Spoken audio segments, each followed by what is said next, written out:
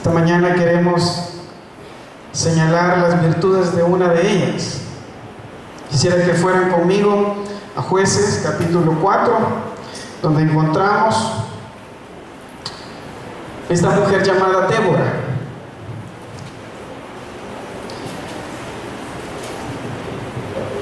Débora es una mujer muy virtuosa, una mujer que se destaca por sus cualidades. Ella fue conocida ante el pueblo de Israel por sus diversas características. Me pregunto, ¿cómo somos conocidos nosotros, los cristianos? ¿Qué características el mundo lee en nosotros? Dios llevó a Débora a un lugar de liderazgo, un lugar de servicio a Él, pero no por casualidad. Débora, a través de su actuar, de su vivir en Dios, Dios la promovió de esa manera. Estas oportunidades, hermanos, no son casualidades. No vienen, no bajan del cielo como algo, un milagro o algo en lo cual no tengamos que trabajar. Esta mujer, en realidad, hermanos, fue una mujer que se ganó el respeto de toda una comunidad. Una mujer líder, una mujer valiente. Y si se ganó el respeto y si la pusieron a ella como una de las jueces de Israel, y si toda una comunidad estuvo de acuerdo diciendo, sí, ella tiene que estar allí, ella tiene las habilidades, tiene el respeto del pueblo, es porque se los había ganado. Y me he hecho esta pregunta, ¿cómo somos conocidos nosotros? ¿Qué lee la gente en nosotros? ¿Qué leen nuestros hijos? ¿Qué leen nuestros vecinos? ¿Qué escuchan de nosotros? ¿Cómo actuamos? ¿Qué sabiduría utilizamos para vivir? ¿Si la sabiduría de Dios o la sabiduría del mundo? ¿Qué cosas están leyendo en nosotros? Es tan importante que nos pongamos a pensar que esto de la virtud en un ser humano como Débora es una virtud que viene de un caminar diario con Dios, de un conocer a Dios personalmente, no viene de la noche a la mañana. Pero esta mujer se encuentra en un momento bien importante para Israel. Débora era conocida por su sabiduría y sus piadosos consejos. Era una consejera por excelencia. Y no solo se conformó de ser consejera, sino que ayudó a dirigir a todo un ejército en contra de los enemigos de Israel. Y salió victoriosa. La mujer que sale victoriosa. Esa es la visión que tenemos de Débora. En los primeros versículos se narra el triste patrón que el pueblo de Israel estaba repitiendo constantemente en la vida de ellos. Déjenme leerlos para ustedes, versículos 1 al 3 de Jueces capítulo 4. Y dice, después de la muerte de Ahab, los hijos de Israel volvieron a hacer lo malo ante los ojos de Jehová. Y Jehová los vendió en manos de Jabín, rey de Canaán, el cual reinó en Hazor. Y el capitán de su ejército se llamaba Sisera, el cual habitaba en Oreset Goim. Entonces los hijos de Israel clamaron a Jehová porque aquel tenía 900 carros cerrados y había oprimido con crueldad a los hijos de Israel por 20 años. Y en estos primeros versículos de la historia de Débora se nos presenta, hermanos, una época difícil para el pueblo de Israel, una época triste. ¿Por qué? Porque el pueblo de Israel había caído en un patrón en un círculo vicioso, un círculo repetitivo, un triste patrón. Sin embargo, este patrón no era todo negativo, tenía su parte positiva, ya que este patrón tenía que ver con cuando el pueblo se sentía ya cómodo de su prosperidad, de su tranquilidad, de su tiempo sosegado, comenzaba, hermanos, a darle rienda suelta a sus deseos internos, a esa concupiscencia que llama Santiago, que muchas veces cuando no tenemos ninguna clase de problemas ni algo que nos duela en nuestro corazón, suelen aflorar. Y el pueblo de Israel, cada vez que se sentía en tiempos de bonanza, en tiempos en los cuales no hacía falta el dinero, no hacía falta la seguridad, no hacía falta el hecho de que la familia estuviera completa, todo en bonanza, es en ese momento en el cual ellos comenzaban a darle el deseo que pedía su concupiscencia. Y claro, los llevaba al pecado de la rebelión. ¿Cómo manejar nosotros? ¿Cómo podemos manejar correctamente esos tiempos de bonanza? Obviamente el pueblo de Israel se metía vez tras vez cuando había algo de bonanza en sus vidas. Y luego, después de la rebelión con Dios, Dios mandaba una derrota en mano de uno de sus enemigos, y en este momento era Císara, pueblo cananeo. Y cuando ellos se sentían oprimidos, ellos comenzaban a clamar a Dios. Ellos se arrepentían, el dolor los hacía reflexionar, se arrepentían y volvían nuevamente a rogar de Dios misericordia. Y el círculo se completaba cuando Dios les mandaba un libertador. En este momento, en este pasaje, encontramos a Débora como uno de los instrumentos que Dios utiliza en base a su oración. Dios los liberta de sus enemigos. Y luego viene un tiempo de bonanza y luego nuevamente a iniciar este círculo. Al evaluar nuestras vidas, hermanos, si identificamos un triste patrón de bonanza, rebeldía, arrepentimiento, Dios se manifiesta y después volvemos ahí, tenemos que pensar en algo más. Tenemos que ver de qué forma podemos aprovechar las circunstancias adversas que Dios nos está permitiendo vivir.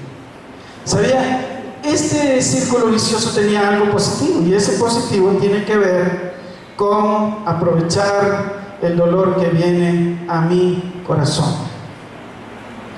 Si usted y yo no aprovechamos las veces en que Dios nos disciplina, Dios nos infunde el dolor, entonces, hermanos, habremos perdido esa oportunidad que Dios nos está dando para volver a Él, aprovechando el dolor de la opresión para regresar a Dios. Aproveche ese dolor. Y dice que como el pueblo se había rebelado, Dios mandó a enemigos del pueblo de Israel a que los juzgaran. Y vea que eran enemigos feroces, dice el versículo 3, entonces los hijos de Israel clamaron a Jehová, porque aquel tenía 900 carros errados, donde habían puesto su confianza los cananeos, y habían oprimido, como dicen, con crueldad a los hijos de Israel por 20 años. 20 años sufriendo, 20 años estando saturados con la crueldad de un pueblo enemigo a causa de la rebelión. Y si no entendemos de una manera positiva y obedecemos a Dios cuando Dios nos manda llamados de atención, hermanos, vamos a entender a través de lo que el pueblo en este momento estaba comprendiendo, a través de 20 años de dolor. Y es que si olvidamos a Dios en la prosperidad, tendremos que buscarlo en la aflicción. Esa es una ley divina. Eso es algo que el Señor ya ha dejado establecido como una de las formas en las cuales podemos seguir acercándonos a Él. Lo positivo del dolor. Un dolor no puede significar algo negativo. Un dolor lo puede llevar a usted donde un médico para recibir una atención. Usted se está acercando a una plancha caliente y ese dolor, ese ardor le va a avisar de que está en peligro, que si sigue ahí, le espera una quemadura, algo considerable.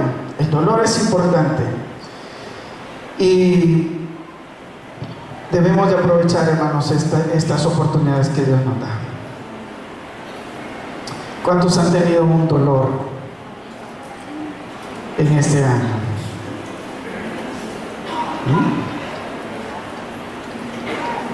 ¿Cuántos han tenido una pena, un revés, algo en lo cual solo buscando al Señor podemos salir adelante? ¿Cuántos han tenido eso en su vida?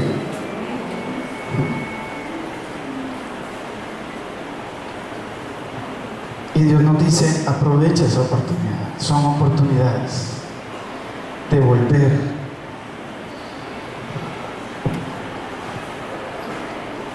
De encontrar la respuesta a nuestra vida. De encontrarle significado a lo que Dios quiere hacer en nosotros. De lo contrario, vamos a seguir siendo reprimidos, castigados. ¿Por qué razón? Por la rebelión de la cual no somos muchas veces conscientes. Se nos ha dicho muchas veces de que nosotros como padres, a la hora de estar con nuestros hijos, debemos de tener cuidado en distinguir una acción rebelde con una acción descuidada en sus vidas, y que dependiendo de esa acción debe de ser nuestra reacción de corrección sobre ellos. No podemos estar castigando de manera cruel a nuestros hijos cuando son descuidos de su edad. Eso es lo que hemos aprendido durante años. Pero sí necesitamos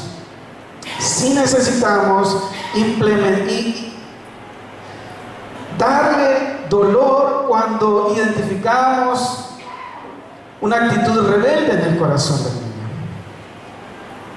Porque es la rebeldía la que tenemos que corregir en su corazón. ¿Y sabe qué? Lo mismo y de manera perfecta y sublime, lo mismo es que lo que Dios hace en nuestras vidas. Tenemos su ejemplo. Es lo mismo. Cuando Dios actúa en nosotros, es porque hay un grado de rebeldía en nuestro corazón que no nos hemos dado cuenta, pero lo existe. Existe ese grado de rebeldía, de rebelión. Dios tiene que actuar. Dios tiene que hacer algo en su misericordia y en su gran amor hacia nosotros. Claro, nosotros nos equivocamos, ¿verdad? A veces andamos enojados y reaccionamos con nuestros hijos como que les ha pasado eso, ¿no? A mí también. He tenido que mirar a los ojos a mis hijos y decir, perdón, mis hijos, perdónenme, pero Dios no tiene que pedirle perdón a usted por lo que está haciendo. Dios es perfecto. Y si está aplicando una disciplina a su corazón, es porque usted y yo la necesitamos.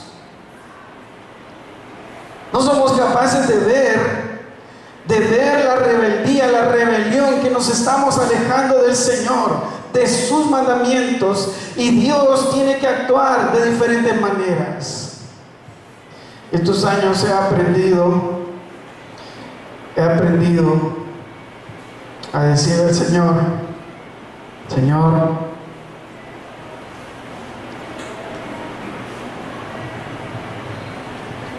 está bien lo que estás haciendo en mi vida.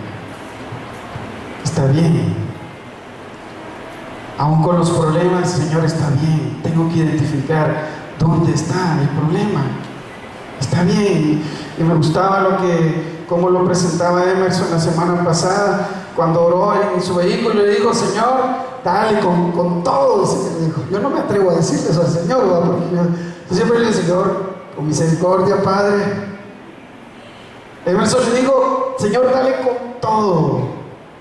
Eso es entender que todavía estamos trabajando, que nuestro corazón todavía no está perfecto ante el Señor y que necesitamos ese trabajo de Dios constante en nuestras vidas.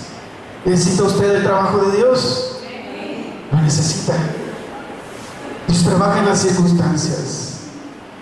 Y aquí, circunstancialmente, el pueblo de Israel había sido juzgado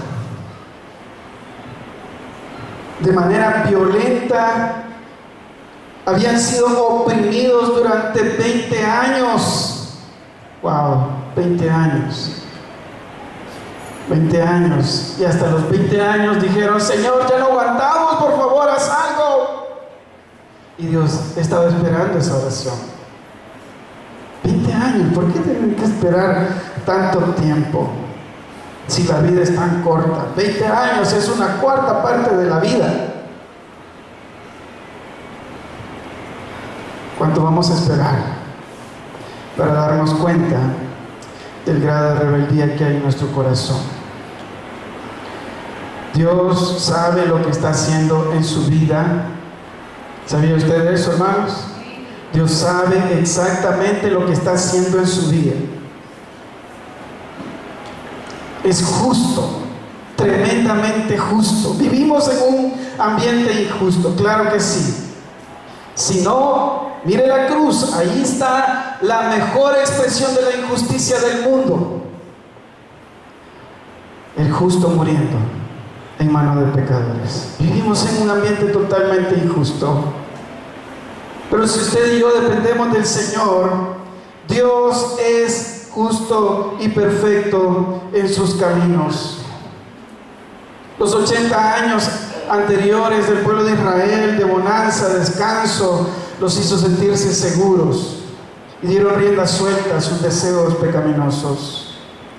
Javín y su general Cícera estuvieron allí oprimiendo fuertemente, causando dolor. Y hermanos, en las cuestiones de consejería, se nos dice de que el dolor es un buen aliado para el consejero. ¿Sabe por qué? Porque dice, tú ves una necesidad en el corazón y tú como consejero, y Débora era una excelente consejera, juzgaba a todo el pueblo y decía: esto deben hacer con la sabiduría de Dios. Pero decía este consejero, decía que el dolor es uno de nuestros mejores aliados a la hora de aconsejar. Porque cuando nos duele es cuando estamos dispuestos, más dispuestos y preparados a hacer cambios en nuestras vidas. Usted mira a un matrimonio que se está derrumbando, pero todavía no les está doliendo lo suficiente. Mira que ya la crisis está llegando a un extremo tremendo, pero ellos no sienten el dolor de la pérdida que van a sentir después, no la sienten ahorita, y cuesta que ese matrimonio entienda. El dolor cuando un hijo desobediente no siente todavía que va por mal camino y que necesita seguir, guiar su vida como eso, porque no está sintiendo todavía el dolor. Pero cuando lo siente, pero cuando Dios toca, pero cuando Dios decide actuar y hacer algo, es un momento importante. Ese es un momento importante en el cual Dios se puede manifestar grandemente. Y el pueblo de Israel, y perdonen que me extienda un poco en esto, pero me parece sumamente importante. En mi vida ha sido tan importante esto. En mi vida ha sido tan importante el hecho de experimentar fuertes dolores en mi corazón y entender un poquito y decir: Señor, tú tienes la razón en esto, tienes la razón, sigamos adelante. Aprovechemos esta oportunidad.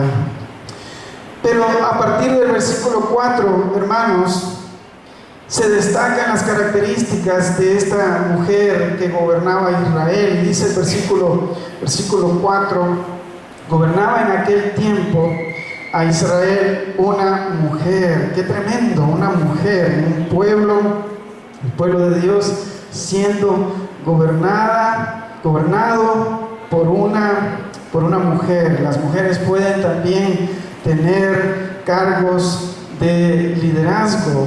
Y aunque es la única mujer gobernadora que se mira en este, quiero decir que se debe a sus cualidades.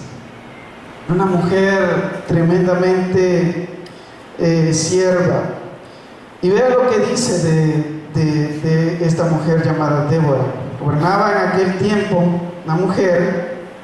Primera calidad, era una mujer, y ahí no podemos dejarlo pasar por alto por el tremendo contexto machista en el cual nosotros hemos crecido, y aún las culturas antiguas han mostrado, hermanos. Era una mujer dirigiendo, una mujer al frente. Débora, dice, era profetisa.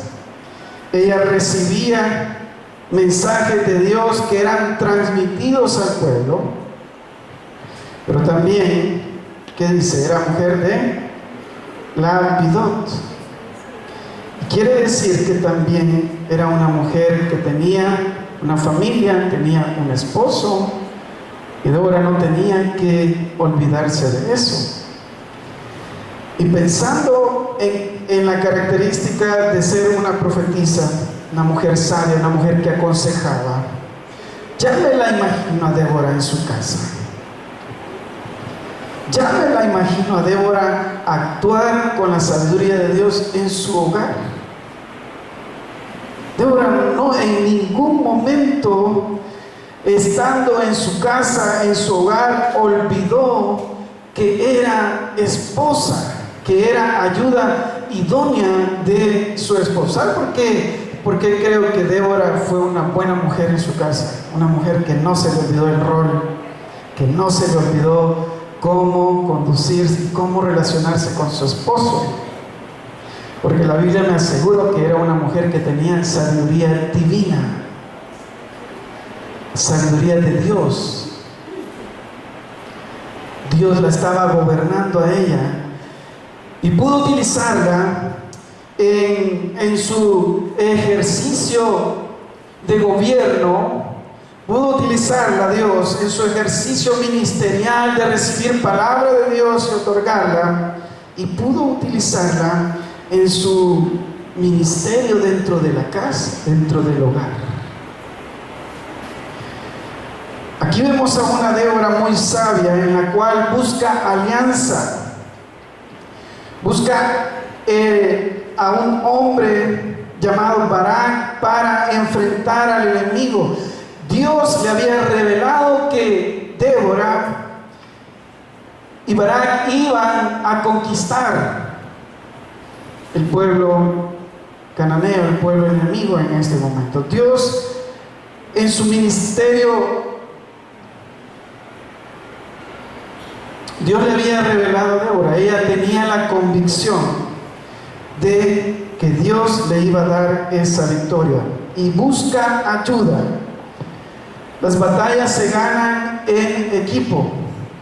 Busca la ayuda de un hombre para que hagan alianza según lo que Dios les había dicho. Y encuentro acá, hermanos, quiero mencionar algo relacionado con lo que hoy conocemos con la liberación femenina. La liberación femenina viene como una respuesta a algo contrario a la explotación que la mujer ha tenido durante mucho tiempo. El que se vea a una mujer como un instrumento, servil, como un instrumento, y no se le vean las cualidades y el potencial que las mujeres tienen. Pero ¿sabe? Este movimiento feminista viene de mujeres en las cuales no se les ha otorgado el lugar que Dios quiere a las mujeres, y vienen con un corazón resentido, y vienen y reclaman una posición, exigen una posición, y ¿sabe qué? Compiten por una posición. Ese movimiento feminista, hermanos, nosotros bíblicamente amamos a las mujeres, hay igualdad en cuanto a su ser interior, pero diferencia en su funcionamiento según los roles de Dios. Pero ese movimiento no podemos, hermanos, apoyarlo, no podemos meternos en una lucha de géneros, de descubrir quién es más importante o quién es más apto. Y lo que este movimiento feminista hoy en día está tratando de ser y decir es que las mujeres pueden salir adelante sin ayuda de los hombres. Esto no es bíblico. Y ese es el gran problema. Y sabe, Débora bota todo característica feminista aquí, a pesar de que era una líder.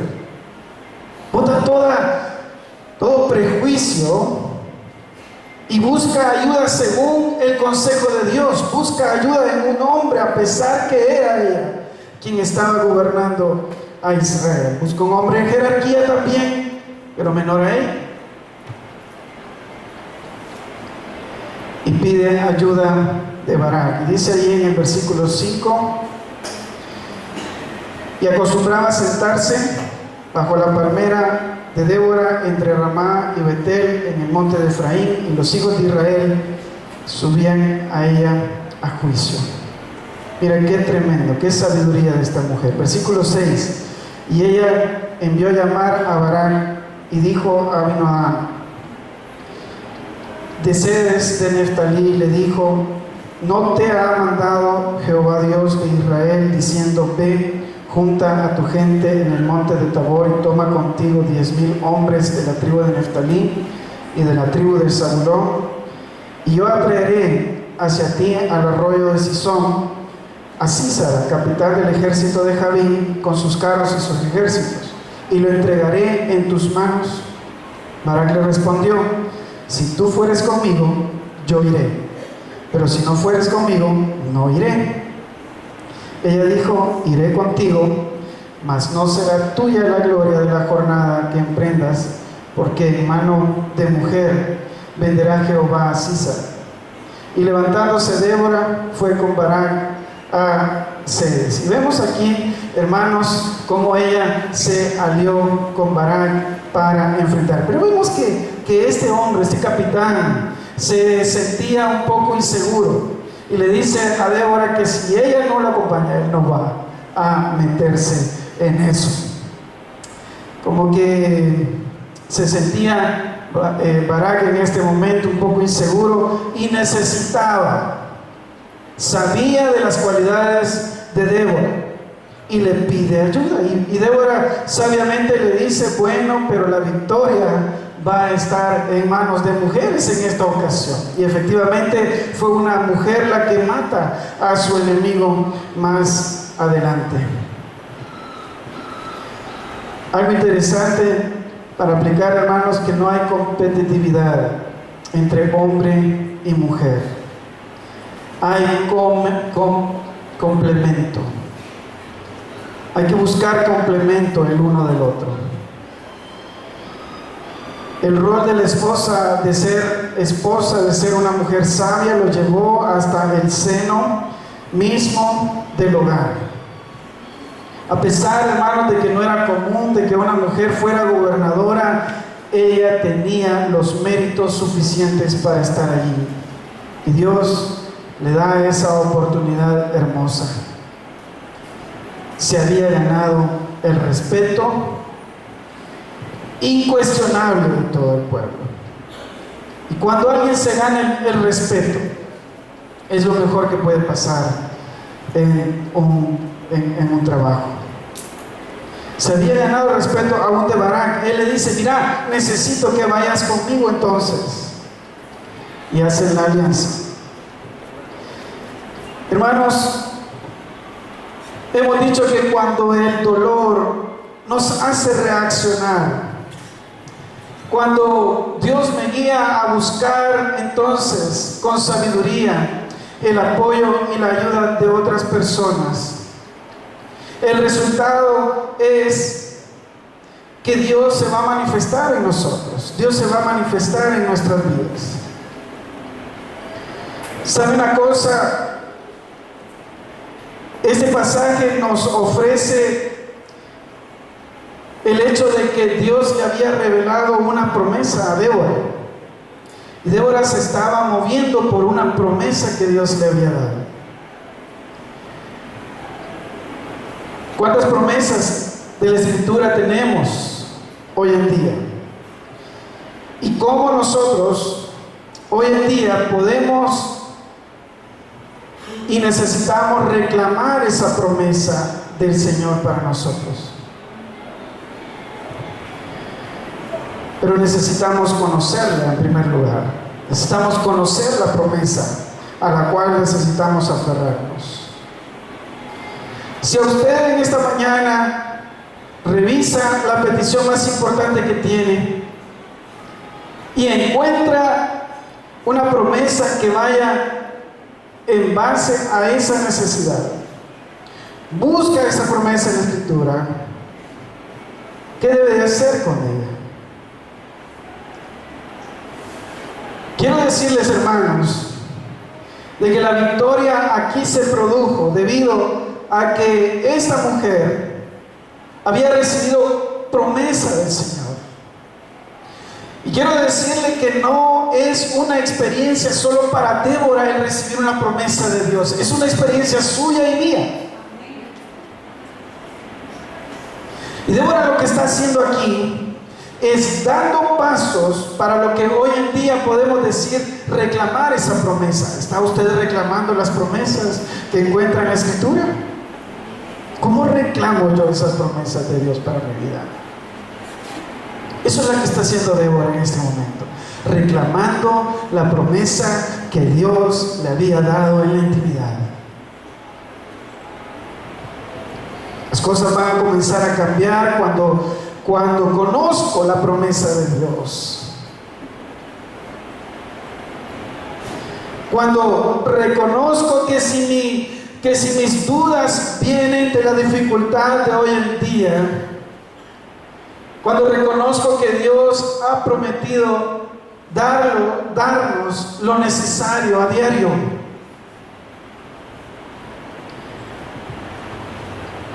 cuando reconozco que la promesa de Dios es estar conmigo cada día de mi vida. ¿Cuál es la promesa de Dios que usted necesita? Yo necesito reclamar hoy en día.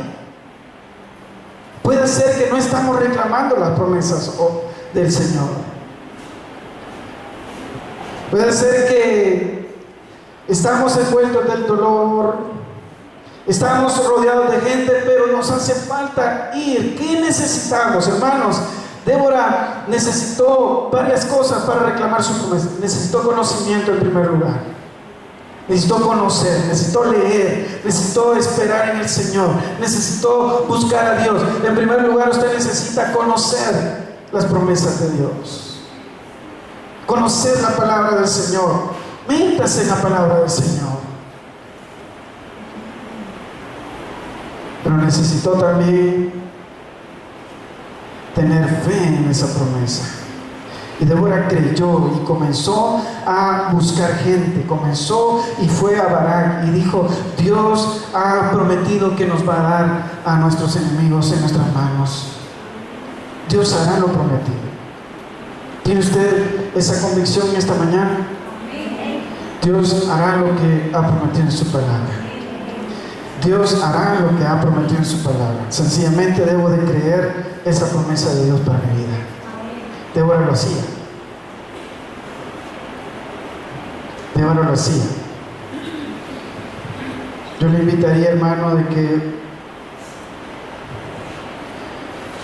hagamos una práctica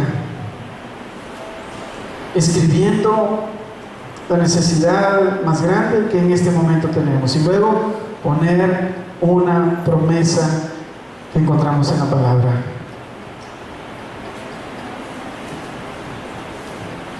¿Será que mi debilidad ya no me está dejando mantenerme a flote? Pues lea lo que dice 2 de Timoteo 1, 6 y 7. Que nosotros los cristianos tenemos un espíritu ¿de qué? De poder, de amor y de dominio propio. Entonces tenemos poder los cristianos, tenemos el poder de Dios, tenemos el dominio propio, tenemos amor del Señor en nuestras vidas. ¿Por qué no lo usamos? ¿Por qué no nos aferramos a la promesa de Dios y comenzamos a hablar y a conducirnos en base a la promesa de Dios? No en base a la promesa de los políticos. Tenga cuidado, hermano. Tenga cuidado de estar confiando en la política. Es que hoy sí la política nos va a salvar. Tenga cuidado de estar confiando en líderes. Tenga cuidado de estar confiando en trabajos, en circunstancias. No lo van a sacar adelante.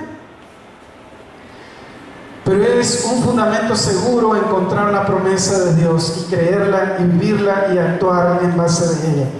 Débora nos da cátedra de eso. Había recibido esa promesa. Se va donde Císara y comienza a hacer el plan para recibir esa promesa de Dios. Oiga, tampoco es que yo voy a recibir una promesa de Dios y me voy a quedar con los brazos cruzados, ¿verdad? Dios me ha prometido ser un médico de excelencia, ser un profesional de excelencia, y yo me voy a quedar con los brazos cruzados esperando que Dios cumpla su promesa. Se oye bonito, pero no es cierto. No podemos quedarnos de brazos cruzados. Débora comenzó a trabajar, comenzó a involucrarse, y una cosa más, comenzó a darle gracias a Dios por la victoria que Él había prometido. Quiero preguntarle antes que nos despidamos, ¿a quiénes el Señor le ha prometido victoria? Piense bien. ¿A quiénes Dios le ha prometido victoria en esta mañana? A 4 personas.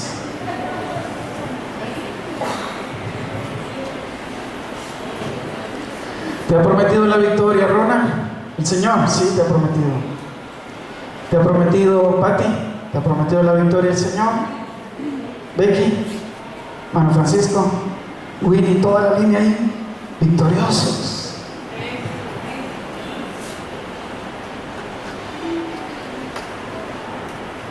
Entonces, ¿cómo podemos aferrarnos a la promesa del Señor? Y Débora nos dice: conoce, cree, actúa y dale las gracias al Señor. El enemigo físico de Débora tenía un nombre, tal vez un apellido, pero hoy en día los cristianos estamos luchando contra enemigos espirituales. Estamos luchando verdaderamente contra el orgullo, los pensamientos descontrolados, el pecado. Los cristianos estamos luchando contra el mundo, contra Satanás, y más vale que estemos luchando. Tenemos que aplicar la misma fórmula para estos enemigos. Dice 1 Corintios 15:57. Vayan conmigo y pónganse de pie, por favor. 1 Corintios 15:57. Mientras lo vayan encontrando, pónganse de pie.